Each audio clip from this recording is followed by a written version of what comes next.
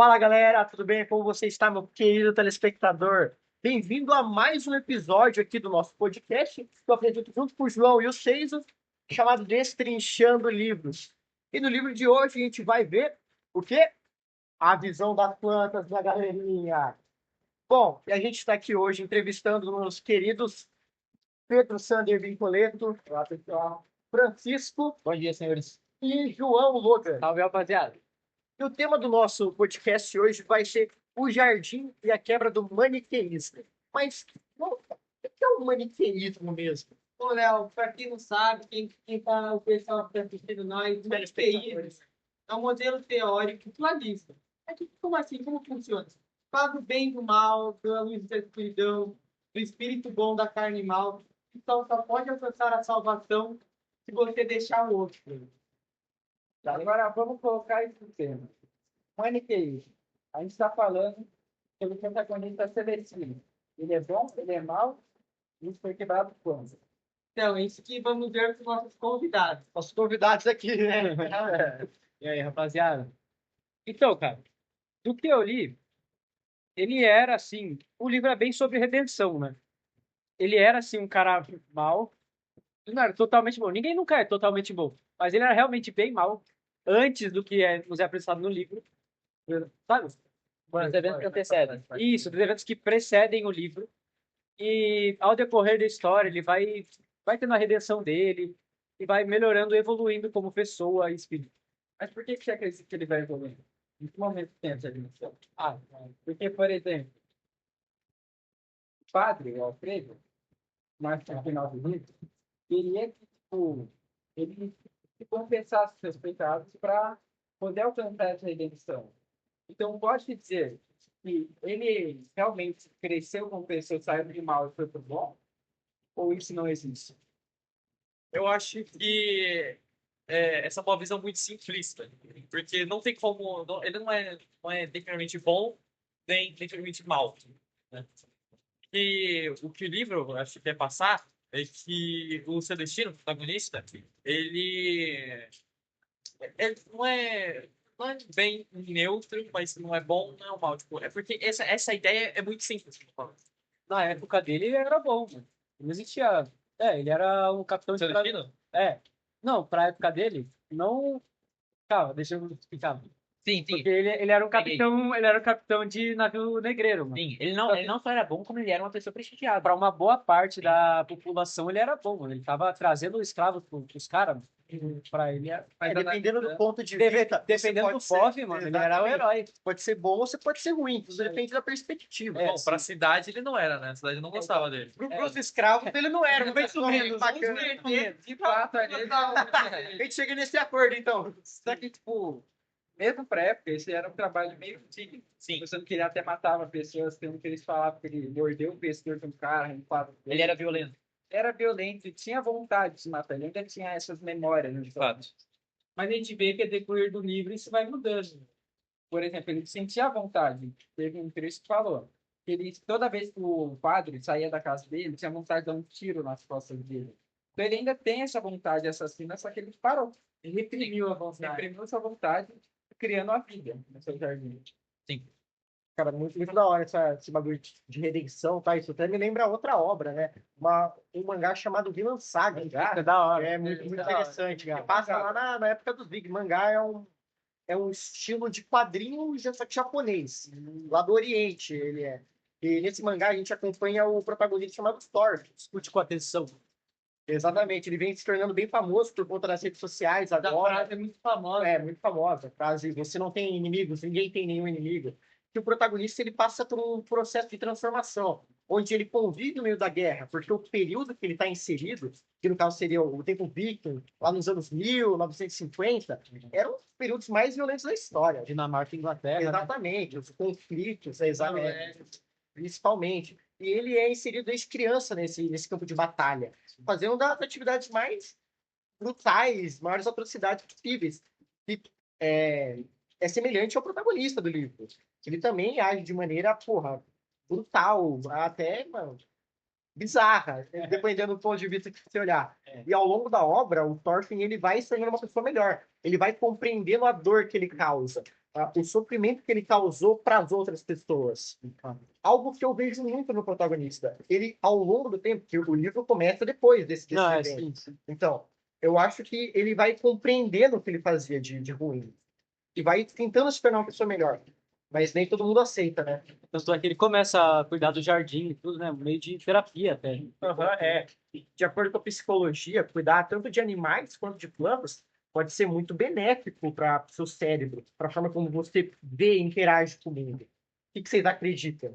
Pode falar? Pode, claro. Completando o meu raciocínio que eu estava falando antes, eu acho que o Celestino ele encarna a ideia de que a nossa vida é muito complexa e que nossas ações têm nuances, né? Tipo, não tem como saber tudo exatamente, né? Sim. Então, eu acho que ele pode ser uma figura que transcende a dualidade do bem e do mal. O que vocês acham? Realmente. Né? Cara, concordo. O jeito que você fala assim. A dualidade pega bastante naquele conceito do Oriente, do Yin e o Yang, Sim. o bom e o ruim. Sim. Tanto no Yin quanto no Yang, também tem uma parte, tem a bolinha, né? Sim. De cada cor. Bolinha. E Nada é puro. Nada é nada é uma coisa totalmente só. ruim, né? nada é totalmente bom. Sim. Exatamente. Tem vários filósofos que falam isso também. Né? A gente viu recentemente, qual que era o nome daquele? Thomas Hobbes. Ele Hobbes, acreditava é. que o homem era o lobo do homem, né? Salve Ele acreditava Mariana. do estado de natureza, de guerra.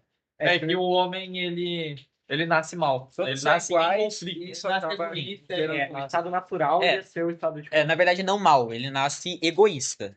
Tipo, se faltar de alguma coisa. Se ele precisar, ele vai ser mal. Exatamente. Vamos voltar pro livro. Vamos voltar voltar. um pouco pro tema. Perdemos. Tá fugindo um pouco. Sobre a quebra do maniqueísmo, eu acho que tem dois momentos que podem ser vistos como assim. Um seria quando ele fala que, como ato irônico do destino, tantas pessoas que ele matou, agora ele estava preso, tipo, numa prisão de um jardim. Ele não conseguia mais se libertar daquilo. Ele se importava realmente, ele amava. Tornou dependente. Se tornou dependente. E também, no final, assim, ele meio que se torna amigo da morte.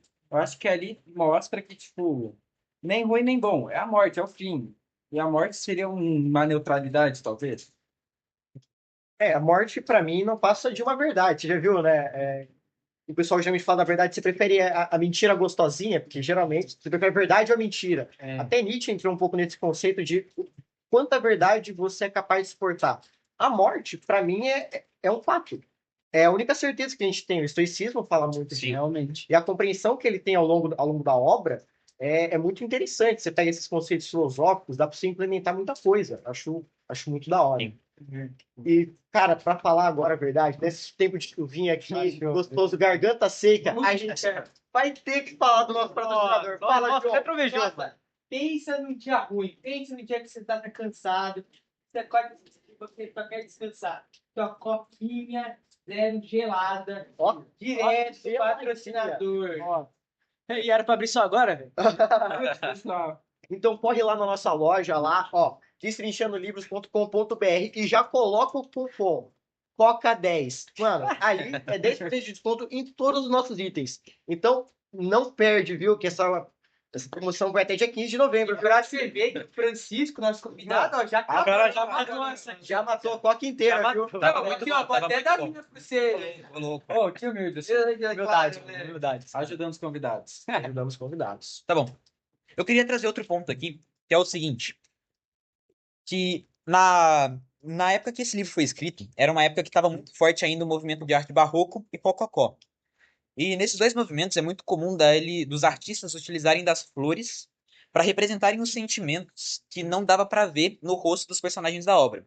Então, por exemplo, se existia ali um personagem, uma mulher que por dentro o artista queria representar, que estava ali passando por um momento difícil, estava com um turbilhão de emoções, exatamente, uma angústia. Então, o artista só que assim, ele queria que ela parecesse bem. Então o artista ia pintar a mulher com uma cara serena e usar, por exemplo, de tulipas, que era o que representava na época a angústia. Caramba. Exatamente. E assim, no livro, o Celestino, né?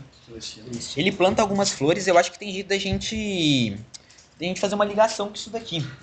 Eu acho que uma das flores que me chama a atenção que ele planta são os lírios, que representam a pureza.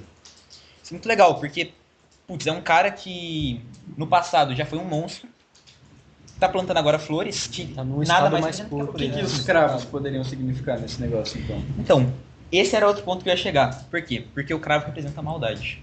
Que ele também tinha bastante cravos, tanto que quando ele tava chegando no seu leito de morte, tipo, acho que na última, penúltima página, assim que eu me lembro, quando ele ia morrer, a última coisa que ele fez foi encostar no seu cravo, como se ele fosse sensível como algo de vidro, um cristalizado, assim. Então ele realmente tinha esse negócio do cravo e das flores, que seria uma dualidade, e seria quebrado talvez na morte. Sim. Do jardim. Pode ser visto assim também. Caiu. É, realmente. E até porque é um jardim, né? Ele cuida de um jardim, são várias flores diferentes. E era um turbilhão de emoções e pensamentos que ele tinha. Desde arrependimentos até Até a raiva. a raiva que ele sentia Ele se expressava pelas plantas. pelas plantas. Sim. Tanto é que é a E visão das falando na parte você ia falar? Não. Ah, tá. E falando na parte das plantas, né, que o nosso tema é o jardim e a quebra do maniqueísmo, essa dualidade. Tem uma citação na página 35 que eu acho muito, muito legal. Eu lembrei, tá repetindo aqui na memória, tá na né, cabeça, galera? Tem mano. que ler, né, pô? Que a planta falava, né, no caso, a narração da planta, falava que ela não se importava com quem estivesse regando. Se a pessoa era boa, se a pessoa era ruim. A única coisa que a planta realmente se importava Tava regando. era com a água em si, com os nutrientes que ela ganhava, né? Sim. Então, o que quebra também é uma parada da dualidade, que é irrelevante, não existe pra ela. Dane-se o que você fez, tá ligado? Então, não é relevante o que te considera. O importante é o que você está fazendo agora. É o que você está fazendo agora. Algo que pode ser levado também pra nossa realidade, que não importa muito o que você fez, agora tá no passado. A única coisa que importa é o que você Que pretende você é fazer, agora, é. como O que você você vai fazer. pretende viver a sua vida a partir de agora.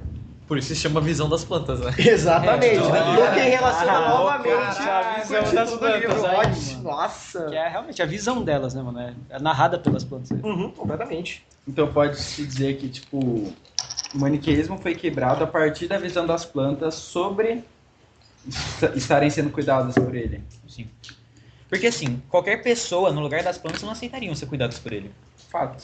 Só que as plantas. Uma pessoa não ia se aceitar ela cuidar de um assassino do passado. É, exatamente. Mas plantas são indiferentes. Sim. Porque são É, plantas. que é o que não tem no maniqueísmo, né? Que fala que é um ou outro. É, Não tem essa ou é um, diferença. ou é outro. E aí a Plantas- quebra. Então a quebra do maniqueísmo são as plantas? Seria. Eu acho que é visão- feita. Se levar de um a jeito feita a literal, partir É o jardim que quebra em si esse Sim, conceito jardim. de dualidade.